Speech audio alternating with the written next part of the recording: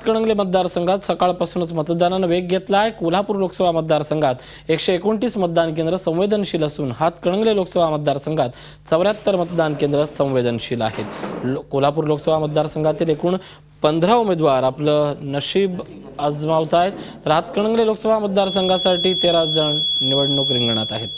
हातकणंगले मतदारसंघातले महायुतीचे उमेदवार राजू शेट्टी यांनीही सकाळी मतदानाचा हक्क बजावला आहे।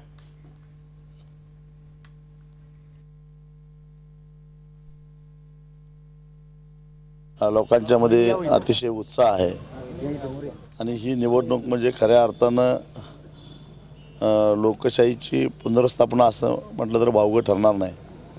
कारण माझ्या विरोधामध्ये सगळे साखर सम्राट, दूध सम्राट, सगळे प्रस्थापित राजकारणी राज्यातले देशातले एकवटलेले असताना सुद्धा सर्वसामान्य माणूस, शेतकरी, कष्टकरी यांच्या पाठबळावर मी ही निवडणूक लढवली। एक वोट एक नोट या तत्वावर निवडणूक लढवली। झी 24 तास रहा एक पाऊल पुढे।